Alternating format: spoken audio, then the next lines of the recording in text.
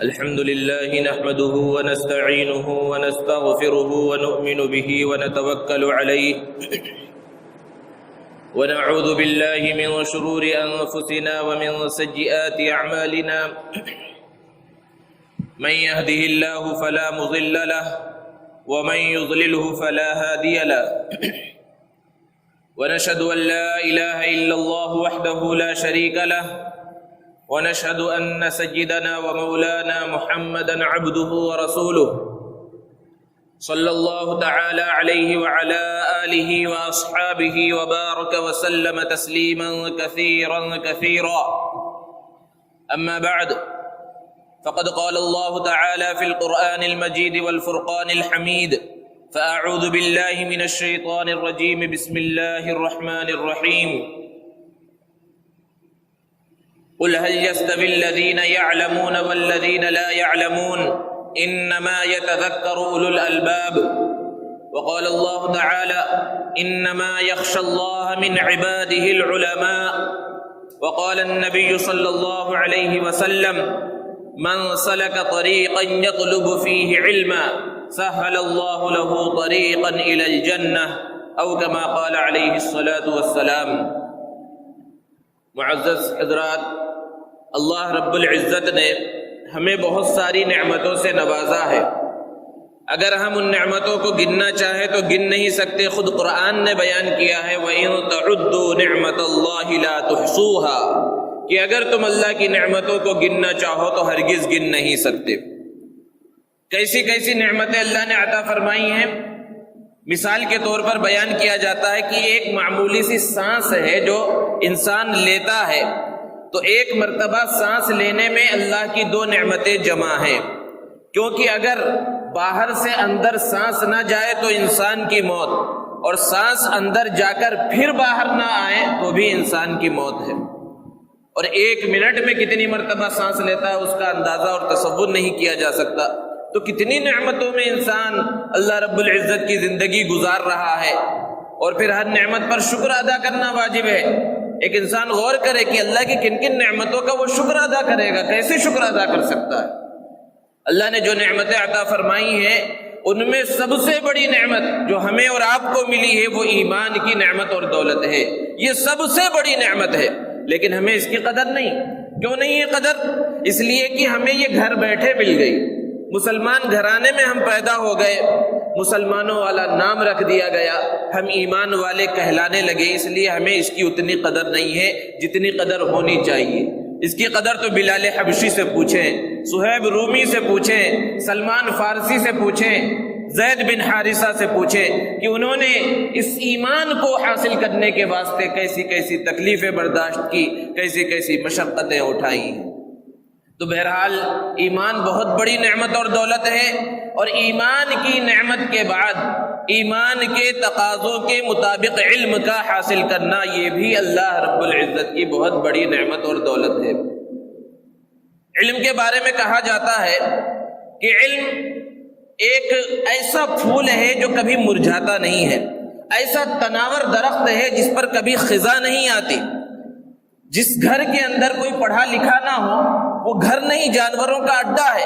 اور کہا جاتا ہے جس ملک میں علم کا ماحول نہ ہو وہ ملک نہیں ہے، حیوانات کا جنگل ہے.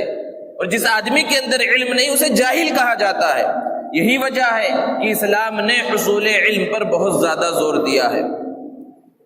اسلام نے علم کو پھیلانے کی خاطر، علم کی اشاعت کی خاطر جو کارہائے نمایاں انجام دیے ہیں، دنیا کا کوئی آسمانی اور غیر آسمانی مذہب اس کا مقابلہ نہیں کر سکتا. علم کی فضیلت جگہ جگہ پر قرآن مجید میں اللہ رب العزت نے بیان فرمائی ہے. قرآن مجید میں اللہ رب العزت نے فرمایا قُلْ هَلْ يَسْتَوِي الَّذِينَ يَعْلَمُونَ وَالَّذِينَ لَا يَعْلَمُونَ کہ کیا وہ لوگ جو اہل علم ہیں، جو جانتے ہیں، اور وہ لوگ جو نہیں جانتے، کیا دونوں برابر ہو سکتے ہیں؟ پھر آگے خود اللہ رب العزت نے جواب دیا انما یتذکر اولو الالباب کہ جو عقل مند ہیں وہ سمجھ جاتے ہیں، وہ نصیحت حاصل کرتے ہیں. کہ ایک عقل مند آدمی اچھی طرح سے سمجھ سکتا ہے کہ ایک پڑھا لکھا اور ایک ان پڑھ کبھی برابر نہیں ہو سکتے. اس سے علم کی اہمیت اور فضیلت معلوم ہوتی ہے. اور علم کی اس سے بڑھ کر فضیلت اور کیا ہوگی کہ جب تقریباً 600 سال کے بعد حضور اکرم صلی اللہ علیہ وسلم پر اس آخری امت کے واسطے آخری کتاب کا پہلا سبق جب اللہ کے رسول صلی اللہ علیہ وسلم کو دیا گیا تو وہ پہلا سبق کس سلسلے میں تھا؟ وہ پڑھنے پڑھانے سیکھنے سکھانے سے متعلق تھا۔ حالانکہ وہ زمانہ جاہلیت تھا، اور زمانے جاہلیت کے حالات کے اعتبار سے پہلا حکم توحید کا ہو سکتا تھا، پہلا حکم رسالت کا ہو سکتا تھا، قیامت پر ایمان اور آخرت پر ایمان کا ہو سکتا تھا، اعبد اللہ اذکر اللہ اشکر اللہ کا ہو سکتا تھا۔ لیکن جو بھی قرآن کا تھوڑا سا علم رکھتے ہیں وہ اچھی طرح سے جانتے ہیں کہ جب حضرت جبرائیل علیہ السلام 600 سال کے بعد اللہ رب العزت کی طرف سے اللہ کا پیغام لے کر محمد عربی صلی اللہ علیہ وسلم کے پاس تشریف لائے اور پہلا سبق دیا گیا محمد عربی صلی اللہ علیہ وسلم کو، تو وہ سبق تھا اقرأ، پڑھیے۔ یہ اس امت کا حال ہے۔ اس امت کے نبی کو پہلا حکم پڑھنے اور پڑھانے کے سلسلے میں دیا گیا تھا، لیکن آج امت کا حال کیا ہے کہ ساری دنیا یہ کہتی ہے کہ مسلمانوں کے اندر پڑھنے لکھنے کی شرح سب سے کم ہے، خواندگی کی شرح سب سے کم ہے، اور نہ خواندگی کی نہ پڑھنے کی شرح سب سے زیادہ ہے۔ یہ اس امت کا حال ہے جس کو پہلا حکم ہی پڑھنے پڑھانے سیکھنے سکھانے لکھنے لکھانے سے متعلق دیا گیا۔ علم کی اس سے بڑھ کر فضیلت اور کیا ہوگی کہ اللہ رب العزت نے سب سے پہلے اپنی مخلوقات میں سے قلم کو پیدا فرمایا، اور قلم کیا ہے؟ علم سیکھنے کا ایک ذریعہ ہے، ایک آلہ ہے۔ اللہ کا خوف تقوی کی بنیاد ہے، اور قرآن کہتا ہے کہ اللہ کا حقیقی خوف، اللہ کا حقیقی ڈر انہی دلوں کے اندر، انہی قلوب کے اندر پیدا ہو سکتا ہے جو قلوب علم کے نور سے منور ہوں، اور جو قلوب علم کے نور سے منور نہ ہو، جن کے اندر جہالت کی تاریکی ہو، جہالت کی ظلمت ہو، اس کے اندر اللہ کا خوف جس طرح کا ہونا چاہیے وہ خوف اور ڈر بھی پیدا نہیں ہو سکتا، ان کے دلوں میں وہ تقوی پیدا نہیں ہو سکتا۔ قرآن کہتا ہے انما یخشی اللہ من عبادہ العلماء۔ انسان کو اللہ رب العزت نے اشرف المخلوقات بنایا۔ اشرف المخلوقات کا مطلب کیا ہے؟ ساری مخلوقات میں سب سے افضل، یہاں تک کہ فرشتوں سے بھی اعلیٰ اور افضل مقام انسانوں کا ہے۔ فرشتوں سے بھی بڑا مقام اور مرتبہ انسان کو کیوں دیا گیا؟ اسی علم کی وجہ سے دیا گیا۔ حالانکہ فرشتوں کی صفت اللہ نے بیان فرمائی، لا یعصون اللہ ما امرهم ویفعلون ما یؤمرون، کہ یہ فرشتے ایسے ہیں اللہ کے کسی حکم کی خلاف ورزی نہیں کرتے، اور جو اللہ رب العزت انہیں کہہ دیتے ہیں وہ اس کو بجا لاتے ہیں۔ ایسی عظیم مخلوق، لیکن اس سے بھی بڑا مقام و مرتبہ ہے انسانوں کا، علم کی وجہ سے، کہ جب اللہ رب العزت نے انسان کو پیدا کرنے کا ارادہ فرمایا تو فرشتوں کے سامنے اس کا تذکرہ کیا، تو فرشتوں نے کہا تھا کیوں ایسی مخلوق کو پیدا کر رہے ہیں جو زمین میں جا کر فساد مچائے، خون خرابہ کرے، ہم تو آپ کی عبادت کر رہے ہیں۔ اللہ رب العزت نے فرمایا تھا انی اعلم ما لا تعلمون، جو میں جانتا ہوں وہ تم نہیں جانتے۔ اور جب انسان اول حضرت آدم علی نبینا علیہ السلام کو اللہ رب العزت نے پیدا فرما دیا تو پھر امتحان بھی لے لیا فرشتوں کا اور انسانوں کا، تاکہ کسی کو شکایت نہ رہے کہ انسان کو بڑا مقام و مرتبہ کیوں دیا جا رہا ہے، مسجود ملائک انہیں کیوں بنایا جا رہا ہے۔ حضرت آدم علیہ السلام سے چیزوں کی خصوصیات اور ناموں کے بارے میں پوچھا، اور یہی سوال پہلے فرشتوں سے کیا تو فرشتے جواب نہ دے سکے، اور حضرت آدم علیہ السلام نے وہ جواب دے دیا، وہ کامیاب ہو گئے، امتحان میں پاس ہو گئے۔ تو یہ بڑا مقام و مرتبہ انسانیت کو ملا، کس وجہ سے ملا؟ علم کی وجہ سے ملا ہے۔ یہ علم کی اہمیت اور فضیلت ہے۔ علم دو طرح کا ہے، ایک ہے علم نافع اور ایک ہے علم غیر نافع۔ نافع کا مطلب ہے نفع دینے والا علم، اور غیر نافع کا مطلب ہے ایسے علوم جن سے نہ دنیا کا نفع ہو نہ دین کا نفع ہو۔ اللہ کے رسول صلی اللہ علیہ وسلم علم میں اضافے کے واسطے دعا کیا کرتے تھے، قرآن نے اس کو بیان کیا، رب زدنی علما۔ حالانکہ اللہ کے رسول صلی اللہ علیہ وسلم کا حال کیا ہے کہ آپ کو اولین اور آخرین کا علم عطا کیا گیا، اس کے باوجود دعاؤں میں یہ کہا کرتے تھے اے میرے رب میرے علم میں اضافہ فرما۔ تو ہم اور آپ تو زیادہ مستحق ہیں اس بات کے کہ اپنی دعاؤں کے اندر اس دعا کو شامل کر لیں، اور ہمیشہ اللہ رب العزت سے دعا کرتے رہیں کہ اللہ ہمارے علم کے اندر اضافہ فرما، ہمارے علم میں برکت پیدا فرما۔ اسی طرح اللہ کے رسول صلی اللہ علیہ وسلم سے جو دعائیں ثابت ہیں ان دعاؤں میں سے ایک دعا یہ بھی ہے کہ اللہ کے رسول صلی اللہ علیہ وسلم یہ کہا کرتے تھے اللہم انی اسألک علما نافعا، اے اللہ میں آپ سے علم نافع کا سوال کرتا ہوں، نفع دینے والے علم کا سوال کرتا ہوں۔ اور آپ صلی اللہ علیہ وسلم سے جو دعائیں منقول ہیں ثابت ہیں اس میں سے ایک دعا یہ بھی ہے اللہم انی اعوذ بک من علم لا ینفع، اے اللہ میں ایسے علم سے پناہ چاہتا ہوں جو نفع نہ دے۔ دوستو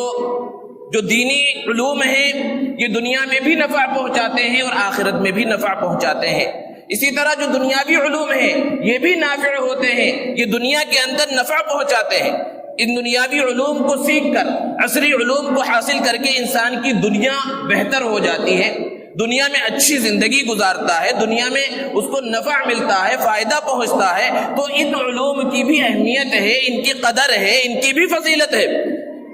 لیکن یہ دنیاوی علوم، یہ عصری علوم ہماری ضرورت ہے، زندگی گزارنے کی ایک ضرورت ہے، ان کا سیکھنا ایک ضرورت کی چیز ہے۔ خرابی یہاں پیدا ہوئی کہ ہم نے ضرورت کو مقصد بنا لیا ہے۔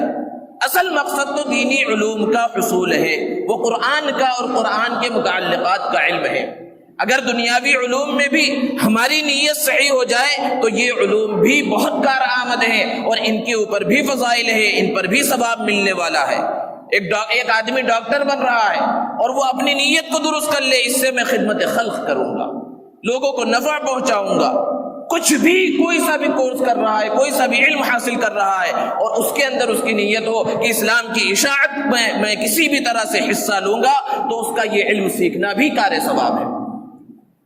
اس بات کو سمجھنے کی ضرورت ہے۔ لوگوں نے تفریق کر دیا ہے اور عام طور پر لوگ یہ سمجھتے ہیں کہ مولوی حضرات اور علماء تو بس یہ بیان کرتے ہیں کہ بھئی دینی علوم کو سیکھا جائے اور دنیاوی علوم اسکول کے اندر جانا اور کالجوں اور یونیورسٹیوں کے اندر علم حاصل کرنا یہ ناجائز ہے، حرام ہے، اس کے اندر اپنے بچوں کو شامل نہیں کرنا چاہیے۔ ایک غلط فہمی لوگوں کے ذہنوں کے اندر یہ بیٹھی ہوئی ہے کہ مدارس سے اور مساجد کے منبر و محراب سے یہ صدائیں بلند کی جاتی ہیں، حالانکہ ایسا نہیں ہے، یہ غلط بات ہے۔ اللہ کے رسول صلی اللہ علیہ وسلم نے ارشاد فرمایا طلب العلم فریضۃ علی کل مسلم، کہ علم دین کا حاصل کرنا ہر مسلمان پر فرض ہے۔ یہاں علم دین سے مراد دین کی بنیادی ضروریات کا علم حاصل کرنا، یعنی اتنی بنیادی ضروریات کا علم ایک مسلمان کو ہونا چاہیے جس سے وہ اپنی زندگی صحیح انداز میں، اسلامی انداز میں گزار سکے۔ اگر وہ تاجر ہے تو تجارت کے بارے میں حلال اور حرام کا علم ہونا ضروری ہے۔ وہ ملازمت کر رہا ہے تو ملازمت کے سلسلے میں اسلامی شریعت کیا کہتی ہے اس کے بارے میں اسے علم ہونا چاہیے۔ وہ زراعت کر رہا ہے تو زراعت کے بارے میں اسلامی احکامات کیا ہیں اس سلسلے میں اسے علم ہونا چاہیے۔ وہ جس فیلڈ میں ہے، جس میدان میں ہے، اس میدان کے اندر اسلامی احکام کیا ہے یہ انسان کو معلوم ہونا چاہیے۔ ہر ایک کا عالم بننا، ہر ایک کا مفتی بننا اور ہر ایک کا حافظ بننا یہ لازم اور فرض نہیں ہے۔ ہر ایک کا مدرسے میں داخلہ لے کر اور علم حاصل کرنا یہ ضروری نہیں ہے۔ ہاں ضروری ہے تو بنیادی علوم کا حاصل کرنا، اور وہ کسی بھی انداز میں حاصل کیا جائے، جس انداز میں جس سے جہاں ہو سکے وہ حاصل کرے۔ لیکن دوستو افسوس کے ساتھ کہنا پڑتا ہے کہ آج بہت بڑا طبقہ ہمارے نوجوانوں کا جو اسکولوں کے اندر پڑھ رہا ہے، کالجوں کے اندر پڑھ رہا ہے، وہ دین سے بہت دور ہوتا چلا جا رہا ہے۔ اسے دین کی بنیادی باتوں کا بھی علم نہیں ہے، نماز کے فرائض تک معلوم نہیں ہے، وضو اور غسل کے فرائض اس طبقے کو معلوم نہیں ہے، الا ماشاء اللہ جنازے کی نماز کی دعا تک معلوم نہیں ہے۔ یہ حال ہے اس امت کا۔ اس کے اندر کسی کی برائی کرنا یا کسی کو نیچا دکھانا مقصود نہیں ہے، بلکہ یہاں پر مذاکرہ کرنا مقصود ہے، اپنے آپ کو آئینہ دکھانا ہے کہ ہم کس طرح زندگی گزار رہے ہیں۔ ہم مسلمان ہیں، اللہ کا نام لینے والے ہیں، محمد عربی صلی اللہ علیہ وسلم سے محبت کا دم بھرتے ہیں، اور ہمارا اسلامی اعتبار سے کیا حال ہے، کس انداز میں ہم زندگی گزار رہے ہیں۔ ایک واقعہ بڑا مشہور ہے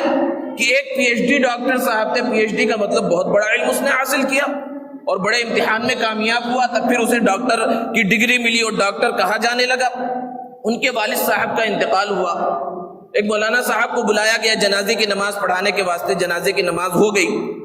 لوگوں نے دیکھا کہ وہ ڈاکٹر صاحب ایک کونے میں بیٹھ کر ہچکیاں مار مار کر رو رہے ہیں۔ لوگوں نے یہ سمجھا کہ والد محترم کا انتقال ہوا ہے، غم ہوتا ہے فطری طور پر، تو سمجھانے کی کوشش کی کہ جو بھی دنیا کے اندر آیا ہے اسے ایک دن جانا ہے، صبر کیجئے۔ تو ڈاکٹر صاحب نے کہا کہ وہ تو مجھے بھی معلوم ہے، میں اپنے والد کے انتقال پر نہیں رو رہا ہوں، اس لیے کہ مجھے بھی معلوم ہے کہ جو بھی اس دنیا میں آیا ہے اسے ایک دن جانا ہے۔ مجھے رونا تو اس بات پر آ رہا ہے کہ میرے والد محترم نے مجھے دنیا کے بڑے بڑے علوم سکھائے، دنیا میں بہت بڑا مقام و مرتبہ میرا بنا دیا، لیکن مجھے جنازے کی دعا بھی نہیں سکھائی کہ آج میں ان کے جنازے کی نماز میں دعا پڑھ سکوں، مجھے اتنا علم بھی نہیں دیا۔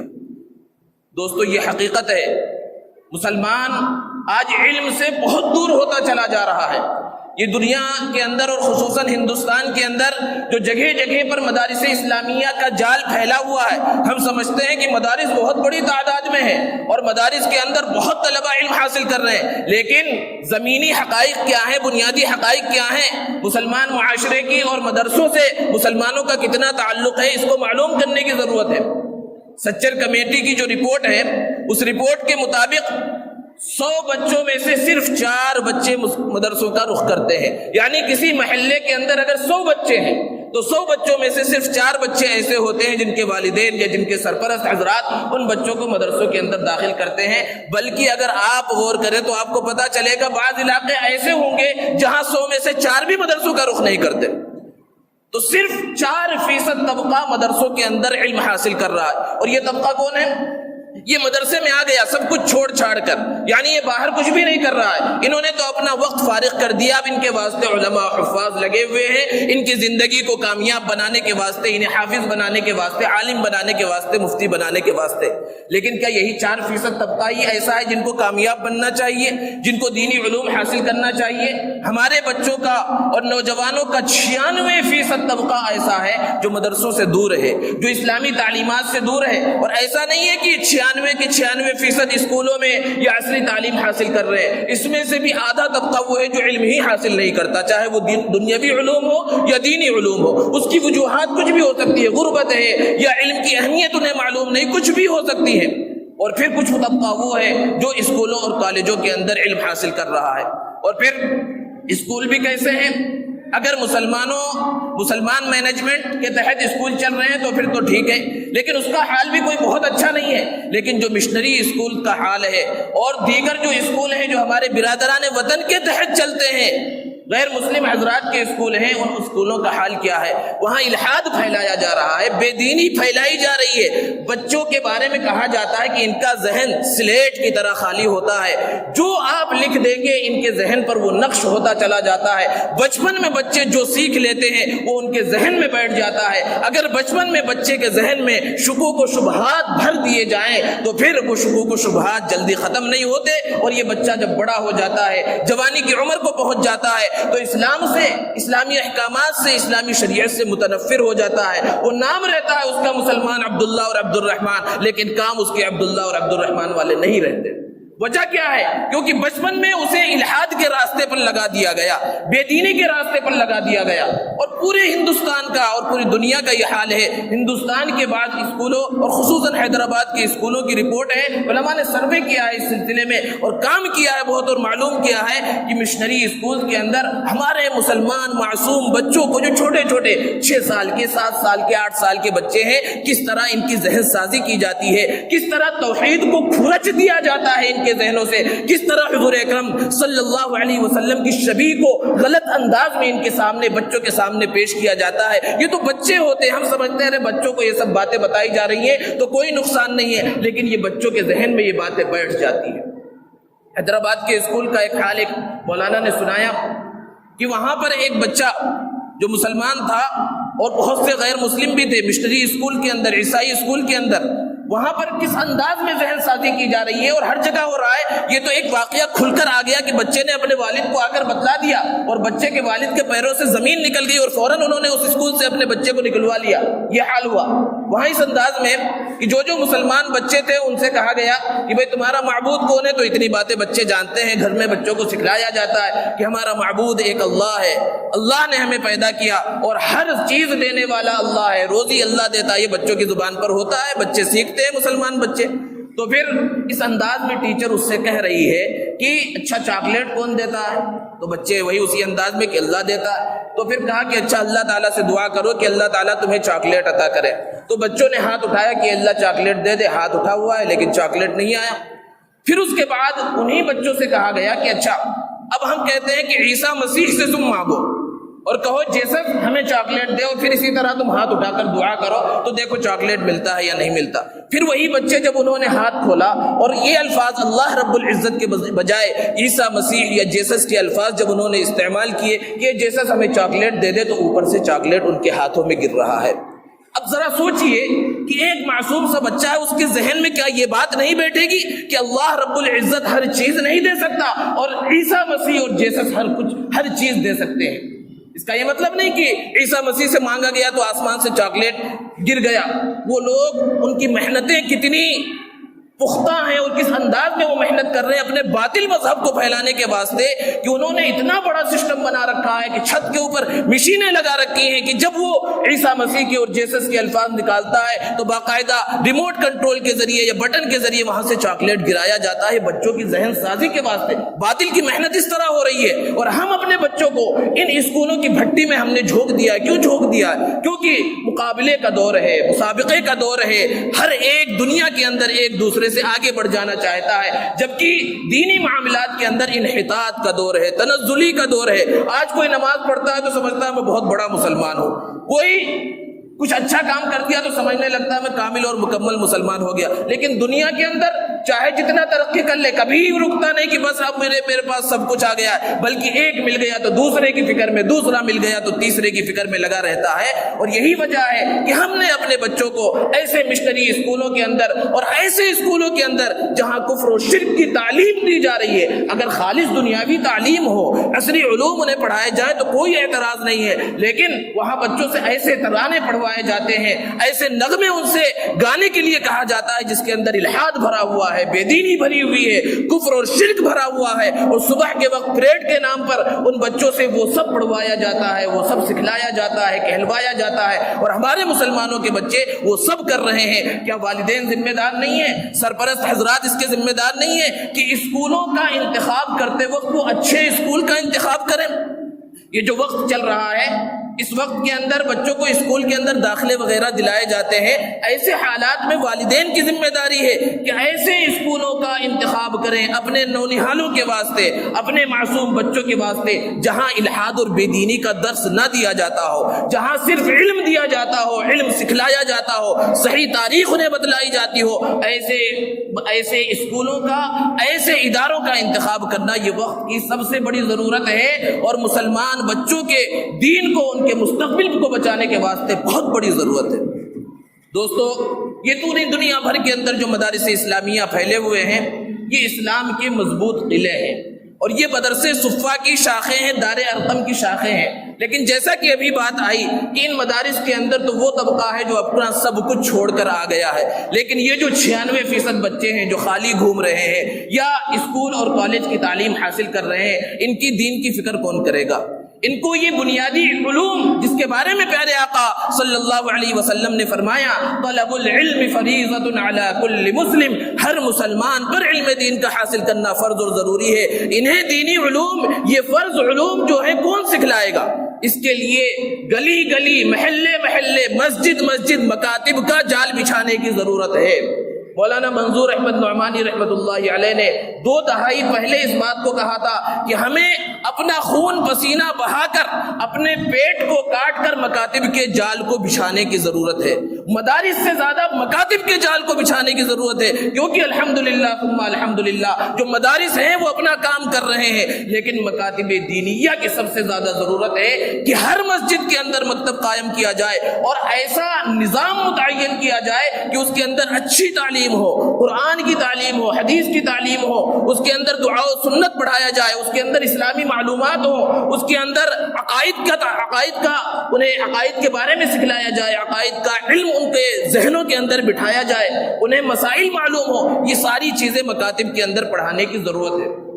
اب جب یہ باتیں کہی جاتی ہیں تو لوگ سمجھتے ہیں کہ جو مسجد کے کمیٹی والے ہیں وہ اس کے ذمہ دار ہیں، اور فلاں ذمہ دار ہے، فلاں کو یہ کام کرنا چاہیے۔ دوستو، ہر انسان اس کے سلسلے میں ذمہ دار ہے، اور جو معاشرے کے اندر اپنا ایک بڑا مقام و مرتبہ رکھتا ہے اس کی ذمہ داری تو اور بڑھ جاتی ہے۔ اور جب بھی دینی علم کی بات آتی ہے، دینی علوم کی بات آتی ہے، تو پھر فوراً ذہنوں کے اندر خیال آتا ہے کہ بھئی ان کو تنخواہ کہاں سے دی جائے گی، پھر چندہ کرنا پڑے گا۔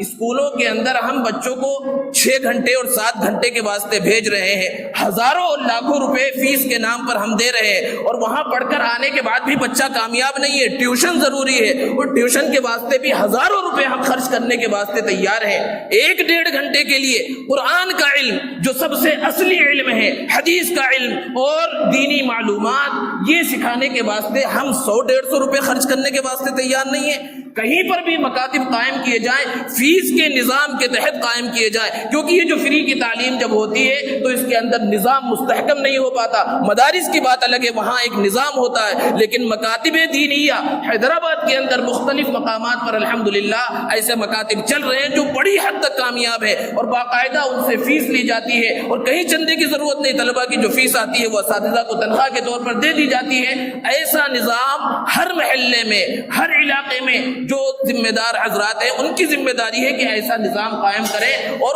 محلے کے اندر کوئی بچہ جو شعور کی عمر کو پہنچ چکا ہے ایسا نہ ہو جو علم حاصل نہ کر رہا ہو، قرآن کا علم، حدیث کا علم، وہ بنیادی ضروریات کا علم حاصل نہ کر رہا ہو، کوئی بچہ ایسا نہیں ہونا چاہیے۔ یہ ہم سب کی ضرورت ہے، اور یہ ہمارے مستقبل ہے، یہ بچے قوم کا مستقبل ہے۔ اگر ان کی تربیت نہیں کی گئی، ان کے بارے میں نہیں سوچا گیا، تو پھر مستقبل جو ہوگا اور آگے آنے والے جو حالات ہیں وہ بہت برے حالات ہو سکتے ہیں۔ دوستو، پوری دنیا کے اندر کوئی عالم آپ کو ایسا نہیں ملے گا، کوئی مفتی آپ کو ایسا نہیں ملے گا جو یہ کہتا ہو کہ بھئی دینی علوم ہی صرف حاصل کرو، دنیاوی علوم حاصل کرنا ضروری نہیں ہے، دنیاوی علوم حاصل کرنا جائز نہیں ہے۔ کوئی عالم آپ کو ایسا نہیں ملے گا۔ ہاں، لیکن ہم یہ ضرور کہتے ہیں کہ بھئی پہلے اپنے بارے میں تو جان لو کہ میں کون ہوں، مجھے کس نے بھیجا ہے، مجھے کس لیے بھیجا گیا ہے، میں کس مقصد کے لیے دنیا کے اندر بھیجا گیا ہوں۔ پہلے ہم اپنے مقصد کو تو جان لیں، پھر اس کے بعد ہم ڈاکٹر بن جائیں، پائلٹ بن جائیں، ہم انجینئر بن جائیں، ہم کچھ بھی بن جائیں دنیا کے اندر، بڑے سے بڑا مقام حاصل کر لیں، لیکن سب سے پہلے مسلمان تو بن جائیں۔ کیونکہ اگر ہم بچپنے میں مسلمان بن گئے اور بچپن میں ہم نے قرآن کا علم حاصل کر لیا، حدیث کا علم حاصل کر لیا، دین کی بنیادی ضرورتیں اگر ہمیں معلوم ہو گئی، بنیادی ضروریات کا علم اگر ہمارے قلوب کے اندر آ گیا، تو پھر ہم کسی بھی میدان کے اندر چلے جائیں۔ یہ معصوم بچے اگر دین کا علم حاصل کر لیں، کسی میدان کے اندر چلے جائیں، الحاد اور بی دینی کے میدان میں چلے جائیں، کسی فیلڈ میں چلے جائیں، وہ اسلام پر ثابت قدم رہ سکیں گے، اور صرف ثابت قدم ہی نہیں رہیں گے، اگر اسلام پر اعتراضات ہوں گے تو یہ بچے جنہوں نے 1 گھنٹے اور 1.5 گھنٹے کا دن میں صرف وقت دیا ہے دینی تعلیم کے واسطے، یہ بچے اسلام کا دفاع کر سکیں گے، اسلام پر جو اعتراضات ہو رہے ہیں ان اعتراضات کا یہ جواب بھی دے سکیں گے۔ دوستو، آج ہمارے لیے علم کا حصول بہت آسان ہو گیا ہے۔ اللہ کے رسول صلی اللہ علیہ وسلم نے علم کے حاصل کرنے پر کیا کیا فضائل بیان فرمائے ہیں۔ اللہ کے رسول صلی اللہ علیہ وسلم نے ارشاد فرمایا، من سلک طریقا یطلب فیہ علما سہل اللہ لہ طریقا الی الجنہ، کہ جو علم حاصل کرنے کے واسطے کسی راستے پر چلتا ہے اللہ رب العزت اس کے لیے جنت کا راستہ آسان فرما دیتے ہیں، اور جو علم کے واسطے کوشش کر رہا ہے، ذمہ داریاں ادا کر رہا ہے، اس کا مقام و مرتبہ مختلف احادیث کے اندر اللہ کے رسول صلی اللہ علیہ وسلم نے بیان فرمایا ہے۔ کسی بھی نیک کام کے اندر جو آدمی حصہ لیتا ہے تو جتنے لوگ علم حاصل کرتے چلے جائیں گے، اگر کسی محلے کے اندر مکتب قائم نہیں تھا، جن لوگوں نے پہلی مرتبہ مکتب قائم کیا اور وہاں پر قاعدے کی تعلیم دی جانے لگی، اور وہ قاعدے کے بعد بچے قرآن شریف انہوں نے پڑھ لیا، اب جتنے بچوں نے پڑھا ان سب کو تو ثواب ملے گا ہی، لیکن جن لوگوں نے قائم کیا تھا ان کو بھی برابر ثواب ملے گا، اور وہ بچے آگے جا کر دین کی جتنی خدمت کرتے چلے جائیں گے، ان کے نسل در نسل یا انہوں نے بھی پڑھانا شروع کر دیا، ان سب کا ثواب یہ مکتب اور مدرسے قائم کرنے والوں اور اس میں کسی بھی طرح سے مدد اور تعاون کرنے والوں کو ملے گا۔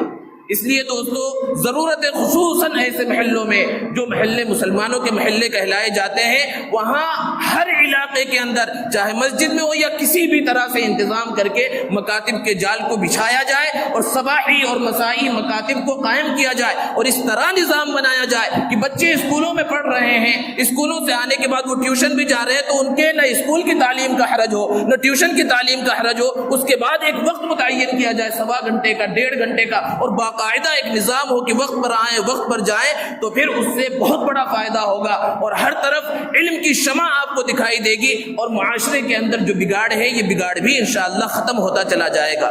تو دوستو اب جو اپریل کا مہینہ چل رہا ہے، اسکولوں کے اندر چھٹیاں تقریباً ہو چکی ہیں یا بعض اسکولوں میں چھٹیاں ہونے والی ہیں، اور یہ ایک طویل چھٹی ہے، تقریباً 1 مہینے سے زیادہ، 2 مہینے کے قریب چھٹیاں ہیں۔ یہ اسکول کے بچوں کے واسطے بہت قیمتی وقت ہے۔ والدین اور سرپرست حضرات کی ذمہ داری ہے کہ اس وقت کو جتنا زیادہ قیمتی ہو سکتا ہے اتنا قیمتی بنائے، کہ اگر کہیں پر ہمارے علاقے اور محلے میں سمر کیمپ کے نام پر دینی تعلیم کے واسطے اگر ایسے کیمپ قائم کیے گئے ہیں، اس میں اپنے بچوں اور بچیوں کو داخلہ دلائیں، اور 1 مہینے کے واسطے پابندی کے ساتھ انہیں دینی تعلیم حاصل کرنے کے واسطے بھیجے، یا جس انداز میں بھی انتظام ہو سکتا ہے انتظام کروائیں، خالی نہ چھوڑیں، کیونکہ یہ بچے اگر خالی رہیں گے تو غلط صحبتوں میں، بیکار کی باتوں کے اندر پھیل جائیں گے اور بیکار کے کاموں کے اندر مشغول ہو جائیں گے، کیونکہ صحبت کا بہت برا اثر پڑتا ہے۔ جیسی صحبت ملتی ہے ویسا ہی انسان بنتا ہے، اور خالی جب پھرے گا تو خالی بچے کے ساتھ جو اس کے دوست ملیں گے وہ بھی غلط قسم کے ہوں گے۔ اس لیے بچوں کا وقت قیمتی بنائیں، انہیں کھیلنے بھی دیں، دن کے اندر ایک کھیلنے کا وقت بھی متعین کریں ان کے واسطے، لیکن دینی علوم کے واسطے خصوصاً ان کے لیے اوقات متعین کریں۔ یہ تو چھٹی کے زمانے کی بات ہو گئی، اور پھر جب ان کے دوبارہ اسکول شروع ہو تو پھر اس وقت مکاتب کا نظام قائم کریں اور اس کے اندر اپنے بچوں کو دینی تعلیم کے واسطے بھیجیں۔ اور جو بڑے حضرات ہیں، ذمہ دار حضرات ہیں، ان سے گزارش ہے، اور اکابر علماء کرام مختلف اسٹیج سے ہمیشہ یہ ذمہ داری کا احساس لوگوں کو دلاتے رہتے ہیں کہ لوگ اس ذمہ داری کو اٹھائیں اور جس سے جتنا ہو سکتا ہے دینی علوم کے پھیلانے کی کوشش کریں۔ اللہ رب العزت سے دعا ہے کہ اللہ تبارک و تعالی ہمارے ان نونہالوں کو اور معصوم کلیوں اور پھولوں کو صحیح علم حاصل کرنے کی توفیق عطا فرمائے، اور مکاتب کے نظام کو منظم کرنے کی توفیق عطا فرمائے۔